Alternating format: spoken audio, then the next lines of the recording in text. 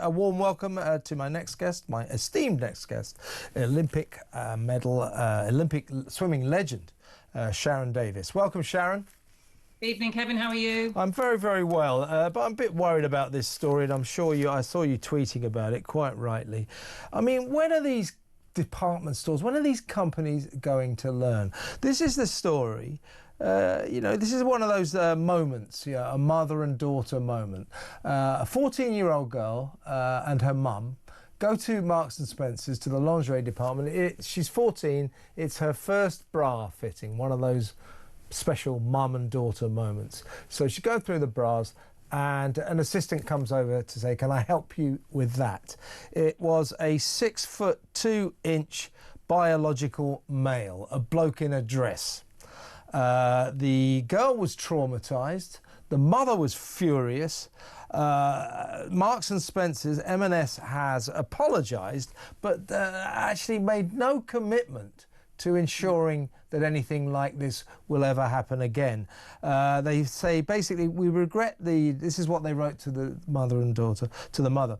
"We deeply regret the distress your daughter felt during her visit to our store. We understand how important this milestone is for her. We are truly sorry that it did not go as you hoped." And then they go on to talk about inclusivity.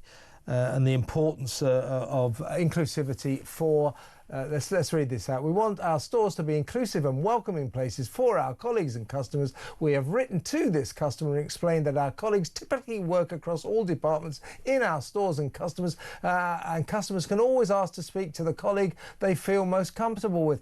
How about this, Sharron? We'll make sure that no 14-year-old girl trying on her first ever bra will ever be served again by a 6'2" bloke. How about that? Yeah, I mean, it's well over 100 days now since the Supreme Court ruling, which made it absolutely clear that human beings cannot change their biological sex, and sex means biological, male or female. So really what is very frustrating is that, it's not the funnest thing in the world, is it, to go and have your first bra fitting? Not that you would know, Kevin, but it's not, And so you're quite intimidated by the whole thing anyway, and quite nervous about it. And the last thing you want is to actually then be faced with someone who, they didn't know that person wasn't going to follow them in and then do their bra fitting or anything else. They just we're confronted by a 6'2" male in a dress saying, "Can I help you?" And what I think is really important is we just have to understand that a trans-identifying male is a subset of males and remains a subset of males. And whether that's in sport, whether that's in prisons, whether that's in bathrooms, we need to make sure that men's spaces are made safe for non-conforming males, because they are still males, and that female spaces are free from any males, however they want to identify. And that person has every right to wear whatever they want to wear to work. But then it should be made absolutely clear to them that they are not in a women's lingerie department, because they would not, enable a man to do that. And that's what they're enabling. They're enabling a male to go in there and intimidate young females and other females too, right? Not necessarily just 14-year-olds. A lot of older ladies go and buy their bras in Marks and Spencer's as well, and they don't want to be served by a 6'2" man dressed up in women's clothes. And that's what they are. They are males taking on the role of women, which is about clothes and makeup. And being a woman isn't just clothes and makeup, and that's what's so demeaning, really, to women. Even I know that, Sharron. Even I know that. There's no man in the world that can tell me they know what it feels like to be a woman, because what they're doing is they're dressing up into society's version of a woman, what they think a woman is. The only person that ever knows what a woman feels like is a woman, unfortunately. And I'll tell you what I find particularly disturbing about this particular story is, I may be being a bit unfair, but me, I'm always unfair. Seriously, I think that this guy got off on it. I mean, he's getting off on it. It's a sexual thing for a big bloke to go and let me help you put that bra on. It's really uncomfortable, don't you think? Well, we'll never know that, but the risk is that they do. And so, what I find extremely frustrating is that this man's feelings were put in front of the feeling of all the women in that lingerie department, including 14-year-old girls. And that's what they've got to stop doing. You know, they've got to start putting the reality of biological females in front of the feelings of a few men who think they have the right to be in a place where they don't have a right. And that's, you know, we can accommodate everybody in this world, but I don't understand why women are so disposable, whether it's, you know, their dignity, or whether it's their sports, or whether it's their voice, or their opportunities and awards, or places on, you know, on boards, or whatever it is. But somehow women's rights have gone backwards over the last 10 years, and we're having to claw it back, you know, one thing at a time. The law was made extremely clear. It was not changed in April. It was just made clear. And what I don't get is why these companies, these organisations are still dragging their feet and not actually doing what they need to do. So unfortunately, we've got no option other than to start suing constantly. But, you know, it's very frustrating because it's very expensive, and it means we have to sort of crowdfund, and, you know, we have to find people that are prepared to put their neck on the line. But, you know, we're doing that. You know, we had a very good one just recently with women's pool. And so it's been made very clear now that actually something like pool is a gender-affected sport. Well, if pool can be a gender-affected sport, then pretty much every sport out there is gender-affected. So, you know, we will be coming for you if you're not going to protect your female athletes at every level, not just at elite, you know, at every single level. Every level of female athlete deserves to have their fair sporting space. Absolutely. Good for you, Sharron. J.K. Rowling.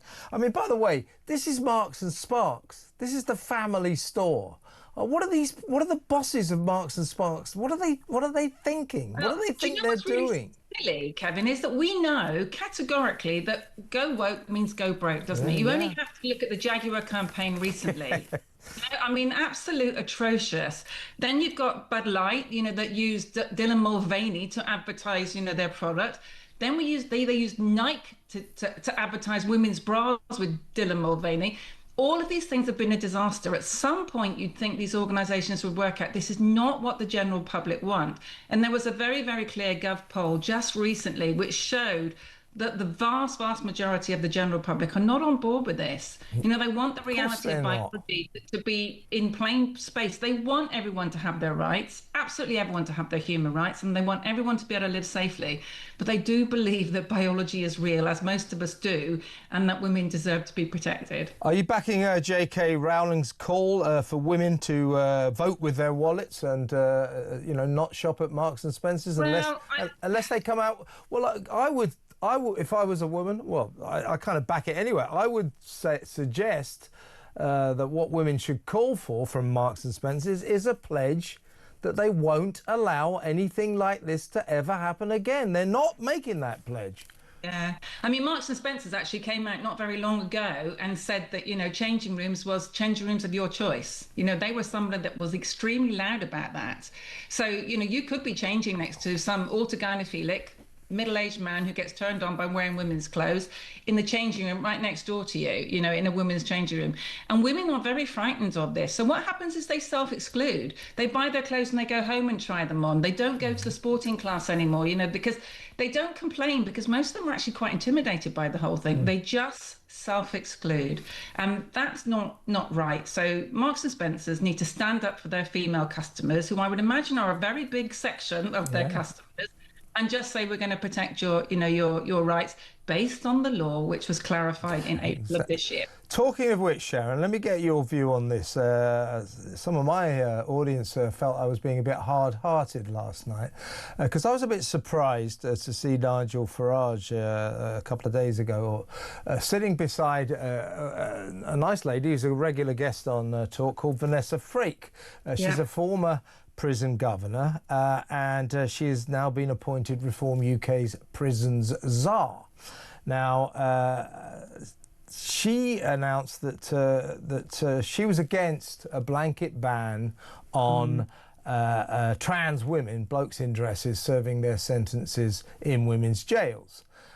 So I said, well, I don't think that's Reform UK policy. It isn't, actually. No, they have backtracked, haven't they? Quite Well, a lot. it isn't there.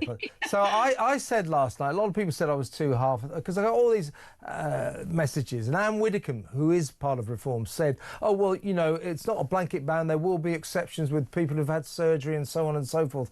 And I went, no. There cannot be exceptions, Kevin. That's the problem, you know, because doing it on a one-to-one basis or a case-by-case basis just doesn't work. And also, these are still biologically male, right? No matter what surgery they've had, no matter what clothes they're choosing to wear, you know, every day, these are still a subset of males. And there are lots of vulnerable males in male prisons that need protection. There are a lot of gay men that, you know, that constantly, you know, have a very tough time in prison. So there is no reason why they cannot protect those vulnerable men, including trans-identifying men, in the male estate. That's what they should be doing. I don't believe that you can make any exceptions. I think you have to just be absolutely hard-lined. Otherwise, it becomes extremely grey and extremely difficult to actually police and, you know, and to do it correctly. So, yes, find ways of protecting vulnerable males in the vulnerable prison state. And the other thing, you know, if you're a male trans-identifying male, the most sensible thing to do, not to have that problem, don't commit a crime. Don't commit jail-worthy crimes. So you're with me then, unequivocally. We don't let biological males of any form into women's jails because surgery or not. It's the same as sport, isn't it? Yeah. You know, you can't turn around and do a case-by-case basis in sport. None of these things can you do a case-by-case basis in sport, because there is going to be numerous court cases and you know, claims brought to say that wasn't fair, and it would just go on and on and on. We have to be extremely sensible and very honest and straightforward about this, so that we can actually police it and enforce it in a sensible way. And that is to say that no males will be in women's sport, no males will be in female prisons, no males will be in women's private changing rooms, toilets, you know. But we need to make sure that we look after those, you know, vulnerable, non-conforming men in men's spaces. That's what needs to be done. It's not a woman's problem to deal with these men. It's a man's problem to deal with them. Yeah, and surgery or not, the Supreme... If you put a biological male, whether or not they've had surgery, into a woman's jail to serve their sentences, that is against the Supreme Court ruling. So it's unlawful. I happen to know that Reform UK agree with us, but a couple of their spokesmen have said otherwise in the last couple of days. They need to get their story straight. They really do. They really do. But I do know that I do know they agree with us. But they keep sending out people who, shall we say, portray a confusing message. But you don't, Sharron. Great to talk to you, as always. Thank you so much for your time. That's Olympic swimming legend and medalist, of course, Sharron Davies. Let me know what you think about that. Marks and Spencers, for God's sake.